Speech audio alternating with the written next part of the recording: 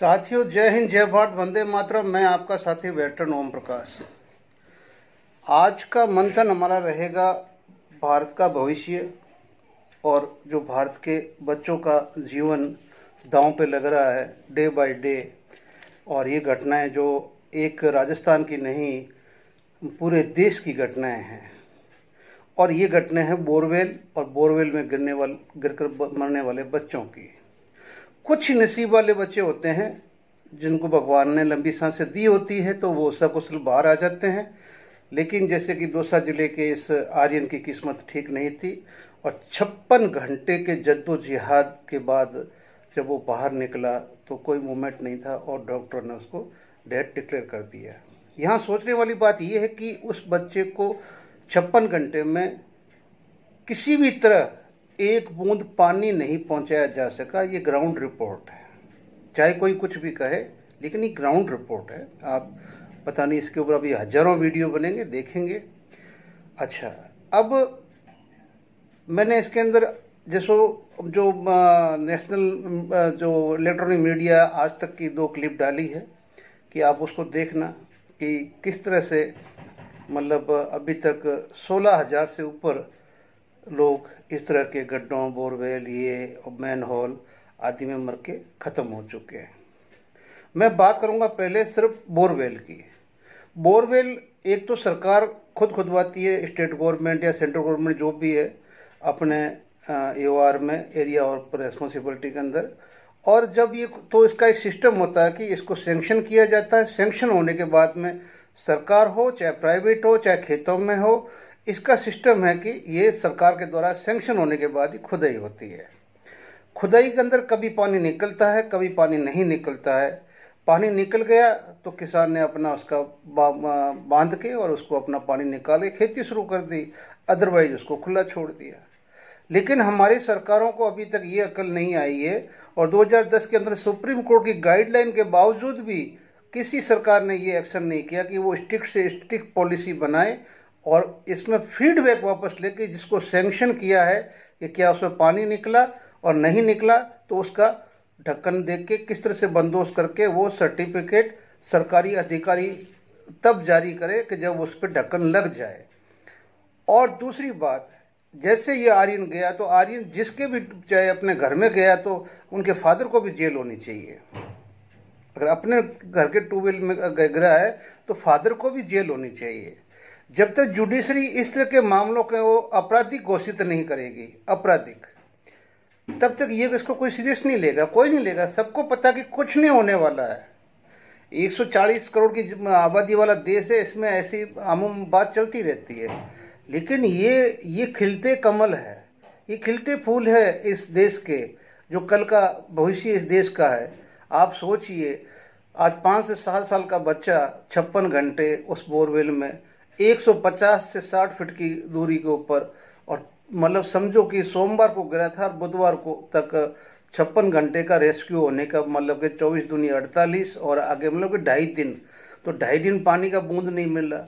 और सबसे दूसरी बात है कि हम विश्व गुरु है, विश्व गुरु है, विश्व गुरु है। मेरे मुंह से फिर निकल जाएगा कि हम क्या विश्व गुरु है।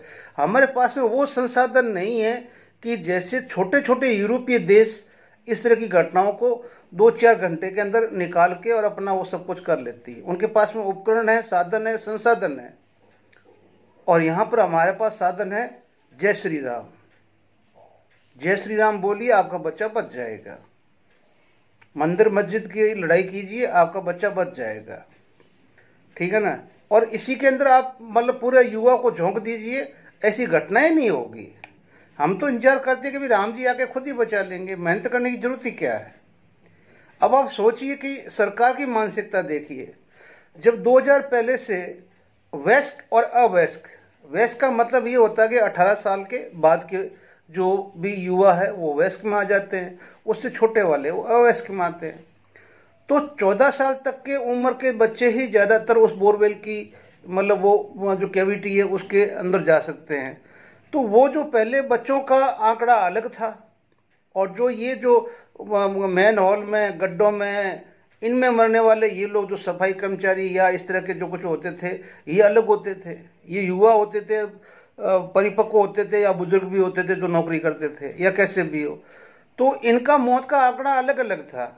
लेकिन 14 में भारत सरकार में एक हमारे बहुत ही मतलब समझ लो कि अभी हम तो सोच बोलते हैं भाई जो हमारी गवर्नमेंट अभी है उसके मतलब वो अवतार है, और वो अवतार ने मतलब इस आंकड़े को मिला दिया कि बोरवेल में गिरने वाले बच्चे भी की मौतों का आंकड़ा भी इसमें शामिल कर दो, ताकि ये पता न चले कि जो मैन हॉल में गिर के कितने मरे, गड्ढों में कितने मरे, वयस्क कितने मरे, अवयस्क कितने मरे, बच्चे कितने मरे।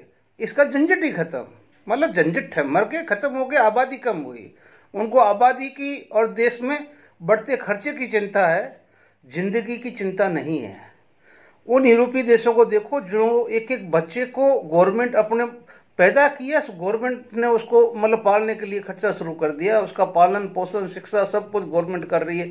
क्या वो छोटे छोटे देश और अपने देश में खुशहाली, उनकी जीडीपी भी देख लो, ठीक है ना। एक हम हैं जो 85,000 के अंदर वो मतलब वो देख जब अपना राशन के ऊपर जिंदा जी रहे हैं, ठीक है ना।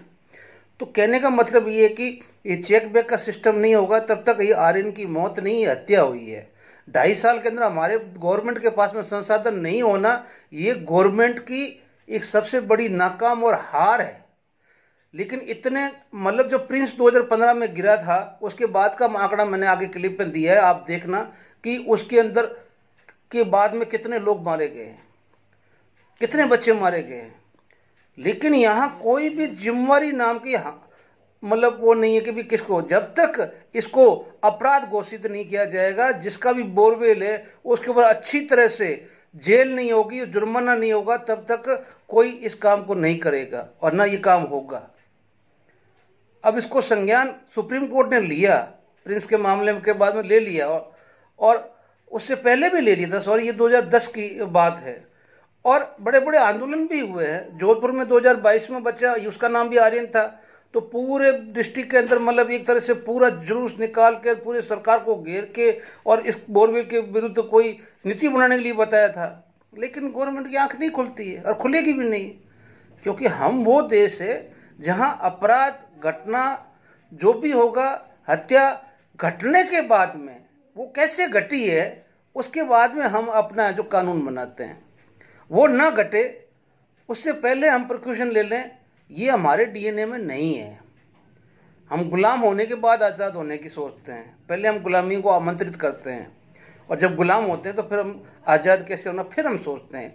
तो वो साइकोलॉजी जो हमारी शुरू से चलती आ रही है गुलामी वाली, वो आज भी चल रही है और चलती रहेगी जब तक कि कोई अपनी दूरदृष्टि वाला कि भी नहीं ये हो सकता है, ये इसका ये चीज पेनल्टी को ठोको। इस आर्यन के केस के अंदर अगर सरकार अभी सख्त कदम उठाए और जिसका भी बोरवेल है उसको अच्छी तरह से उम्र कैद ठोके कि क्यों खुला छोड़ा, एक जान गई है, तो लोगों में अकल आएगी और लोग करेंगे। आप आगे की ये क्लिप देखिए जिसके अंदर आर्यन का डॉक्टर का जो स्टेटमेंट और आज तक की 2 रिपोर्टें, और उसको देखना जरूर कि हमारे देश की हालत क्या है। मैं सभी से जो भी भाई लोग हैं, ट्यूबवेल वाले जो कुछ भी है, भाइयों खुला मत छोड़ो, आप ही के बच्चे हैं, मेरा बच्चा गया तो भी आपका बच्चा गया, इस देश का भविष्य गया और कुछ नहीं। जय हिंद, जय भारत, वंदे मातरम। मिलते हैं अगले वीडियो में। दोस्तों ये आंकड़े बोरवेल में आपको याद होगा एक प्रिंस नाम के बच्चे के टाइम में 2015 में बहुत बड़ा मतलब ये मतलब रेस्क्यू ऑपरेशन चला था और बहुत मतलब वायरल भी हुआ था। प्रिंस के बोरवेल से निकलने के बाद से 2015 तक करीब 16,281 लोगों की जान बोरवेल गड्ढों और मैन होल ने ले ली है।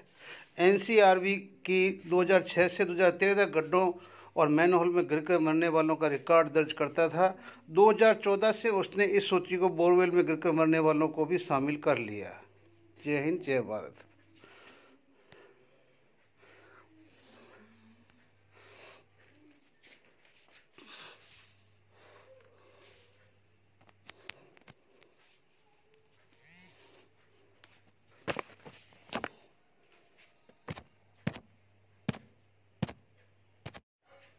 दोस्तों ये आज तक की खबर है और आज तक की ने इसका खुलासा किया था कि 4 साल में 281 मौतें। आखिर कब तक बोरवेल में गिरकर मरते रहेंगे बच्चे? यूपी राजस्थान टॉप पर। खेत में खुले पड़े बोरवेल से गिरने से हर साल औसतन 50-60 लोगों की मौत हो जाती है। इन मामलों पर संज्ञान लेते हुए सुप्रीम कोर्ट ने 2010 में निर्देश जारी किए थे। इसके बावजूद बोरवेल में गिरने से मौत के मामले कम नहीं हो सके। एनसीआरबी की रिपोर्ट के मुताबिक 4 साल में देश भर में 281 लोगों की मौत बोरवेल में गिर के हुई है। आप सोचिए, ये हिंदुस्तान का भविष्य था, लेकिन छोटी सी गलती की वजह से ये समाप्त हो गया।